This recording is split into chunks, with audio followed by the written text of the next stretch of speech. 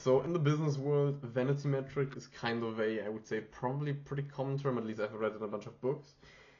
What I think a lot of people don't realize is how much people use vanity metrics in everyday life and in general outside of business. And this really pisses me off when people use vanity metrics. So one good example of people using vanity metrics horribly, or using them in the first place, you should never use vanity metrics, is with school grades. I know people who think that like they are good at something or that someone is bad at something because of grades. Like, oh look, I have good grades, that means I'm awesome. And they just don't mean anything. I mean, grades at school are basically nothing except a test of can you basically just get a bunch of information into your short-term memory quickly. B, are you actually going to do it? If you can, are you actually gonna do it? Because maybe you can, but you just don't want to, because you know that it's fucking bullshit, right? So I think in a certain sense, school is kind of a test, and if you get good grades, unless you just get good grades without even doing anything, you fail, right? Like honestly, I think, do you even try in high school is kind of like, if you try in high school, unless you want to like be a doctor or something like that, it probably means you're a dumbass. Like why would you try? It's stupid. Like you're not learning anything there. Every person who gives a shit about your grades is a fucking piece of shit, honestly. Like, name one person who cares about this who isn't a complete fuckhead. And now you could say, well, it's easier to get a better job. And I personally don't give a shit about that. But let's say that's the case. Okay, fine. But you would still have to agree that it is a bullshit metric. And you're improving this vanity metric because some retarded dipshit uses this vanity metric, right? Another vanity metric that I personally find not as bad but still really bad is when you wake up. This is a vanity metric that my parents really like to use for how, I don't know, how someone has his shit together. And that is so fucking retarded. The idea is basically, well, if you wake up at like 11, you don't have your shit together. And if you wake up at, let's say, 6, you do.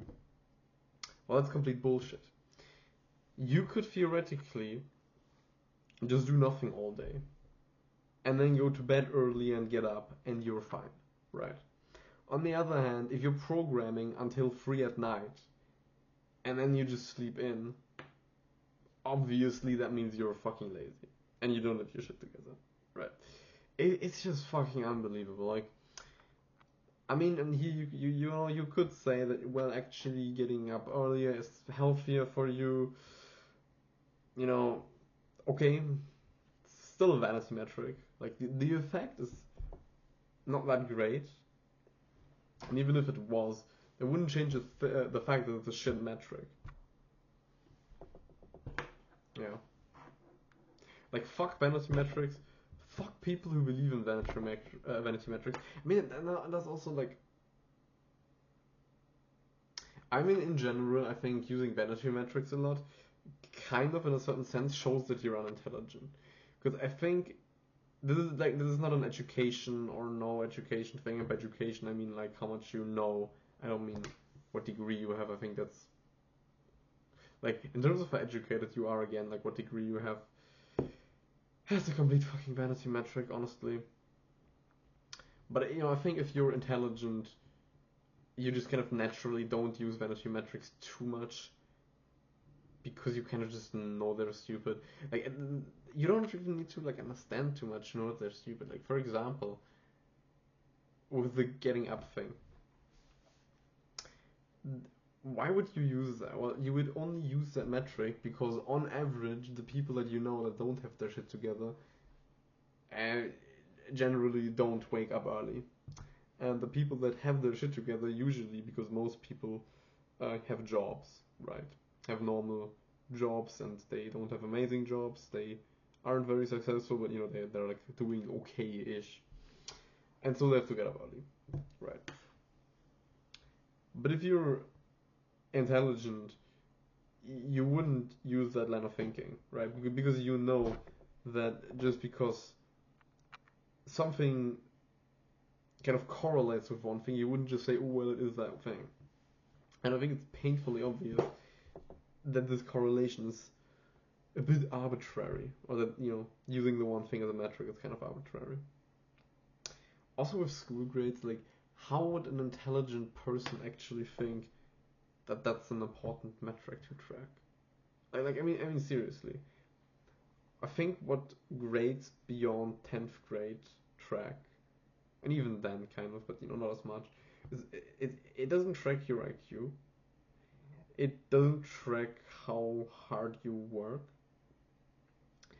Basically, it tracks how much of a system whore you are, right? Because if you're really hardworking, like take me in 11th grade. So in 11th grade, I wanted to become an esports pro, and I was going to school, which took me about like 7 to 8 hours a day on weekdays. On the weekend, I was not doing anything for school, and on top of that, I was practicing Fortnite at the time, from the moment I got home to the moment I fell asleep. And on the weekend, I was basically like wake up, go on a run, have breakfast, practice until I sleep.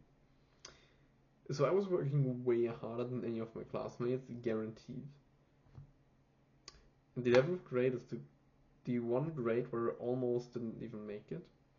And the reason why I did make it was because everybody made it due to COVID. So at one point where I was working super hard, my grades were absolute dog shit, right? And most people that I know that have really good grades, they're kind of just dummies who trust authorities, right? And to me, I don't like people who trust authorities. I think they are stupid. I think they have basically no personality. Yeah. Fuck vanity metrics. Fuck system halls. Figuratively. Okay.